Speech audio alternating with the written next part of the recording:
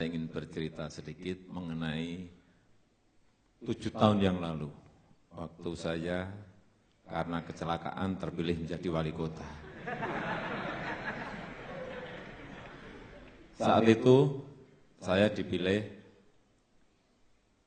hanya 37%, hanya terpaut sedikit dengan yang kandidat nomor 2, 37%. Kemudian pada saat yang pilkada kedua, karena saya sudah bekerja 5 tahun, pilkada kedua, tanpa kampanye, saya tanpa keluar uang serupiah pun, saya dipilih 91%.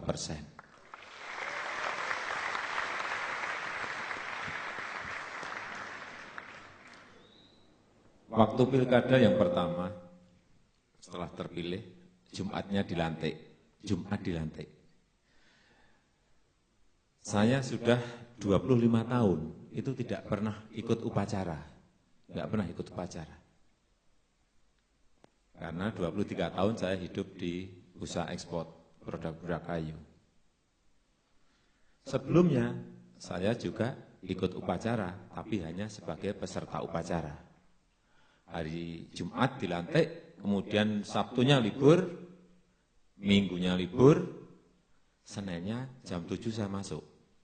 Protokol menyampaikan ke saya, Pak, nanti Bapak jadi inspektur upacara. Waduh, 25 tahun nggak pernah upacara, masuk langsung disuruh jadi inspektur upacara. Saya tanya ke protokol, gimana itu cara jadi inspektur? Gampang kok Pak. Oh, kalau gampang saya mau. Gimana? Nanti kalau komandan upacara lapor Pak, Bapak jawab, laksanakan. Gampang. Terus kalau nanti ada apa-apa hormat, Bapak hormat saja. Saya pikir gampang. Terus kalau nanti ada apa terakhir bubarkan, Bapak jawab bubarkan. Wah, kalau itu gampang. Pikiran saya. 7 sempat di hadapan 4.000 peserta upacara, saya naik podium. Mulai upacara. Komandan upacara maju ke saya. Lapor. Bla bla bla bla bla bla. Saya jawab, laksanakan. Langsung kembali. Waduh, selamat ini saya. Nah, ternyata yang kedua enggak selamat. Hormat, gerak. Saya hormat. Saya mikir kok enggak disuruh turun-turunin.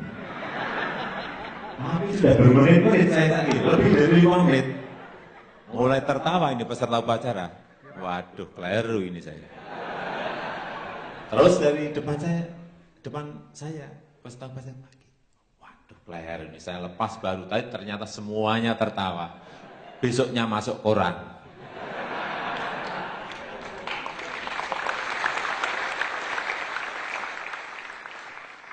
Terakhir saya sampaikan bubarkan. Gitu. Kemudian yang kedua, sebelum masuk yang serius lagi, ini juga cerita betul. Saya masuk, saya diberi ajudan di balai kotanya. Bapak, ini disiapkan ajudan untuk Pak Wali. Ajudan, ya. Nah, ini ternyata problem juga. Saya dapat ajudan, saya ini kan kurus, badan saya ini beratnya hanya 54 kilo. Ajudan saya tinggi tegap dan ganteng. Ada problem. Setiap tamu yang hadir di balai kota yang disalami ajudan saya terus. Sebulan ya saya masih kuat. 2 bulan masih kuat, 3 bulan saya nggak kuat. Setelah itu ya saya copot, saya ganti yang lebih jelek dari saya.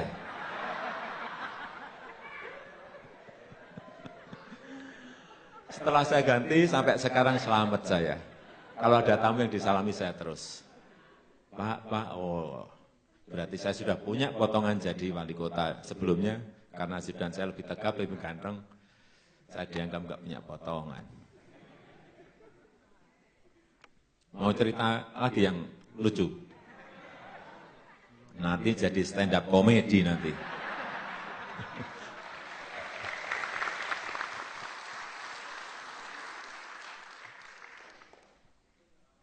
Satu lagi aja lah, satu lagi. Ini cerita juga jadi wali kota. Selama 7 tahun saya jadi wali kota, saya juga kaget ya.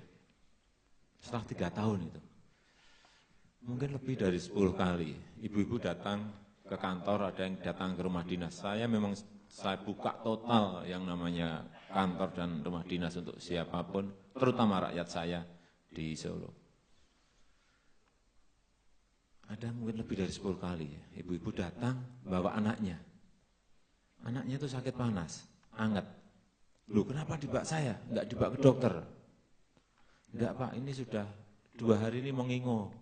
Nyebut nama Pak Jokowi gitu terus. Waduh, ini saya jadi, ya oke, saya masuk ke kamar kecil dan saya basuh. Apa ini? Tangan saya, biar dingin. Saya keluar lagi, saya doain, kemudian saya usap mukanya anak itu. Udah sembuh, udah pulang, besoknya saya suruh cek ajudan, coba dicek anaknya. Balik, gimana, udah sembuh? Udah Pak, udah sekolah. Waduh, saya sakti juga ini. Tapi ada yang ini yang lebih fatal. Saat itu saya baru hadir di sebuah kampung, ada acara. Saya ditelepon dari Satpol penjaga keamanan di rumah dinas. Pak, ini Bapak harus cepat kembali ke rumah dinas. Loh, ada apa? Anu Pak, ini ada dua mobil station penuh dengan orang, satu RT datang ke rumah dinas. Loh, terus ada apa? Ini Pak, ada yang kesurupan. Kesurupan dibawa ke saya coba. Ya udahlah, suruh nunggu. Jangan lama-lama Pak, ini orangnya ini gulung-gulung di depan garasi gitu. Yang kesurupan tuh gulung-gulung di depan garasi. Ya udahlah, saya selesaikan acara di kampung, kemudian saya pulang ke rumah dinas. Masuk ke rumah dinas saya lihat, waduh bener gulung-gulung di depan garasi itu yang kesurupan. Saya apain ya? Sudah saya masuk kamar. Saya buka kulkas, saya cari es itu. Saya pegang esnya itu agak lama itu. Terus saya suruh ke ajudan. Udah itu yang kesurupan suruh pegangin, bawa ke kursi panjang di ruang tamu. Saya pegang es itu.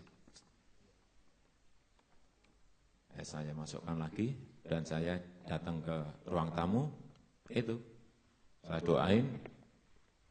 Dan saya usap lagi. Ini kan habis megang es itu. Mungkin setannya juga kaget. Ini wali kota ini sakti betul kok dingin sekali gitu. Saya gini kan saya juga kaget. Gitu. Langsung dia tuh pegang kaki saya bawah itu langsung. Terima kasih Pak, terima kasih Pak, terima kasih. Saya juga kaget. Waduh, ini sembuh bener ini.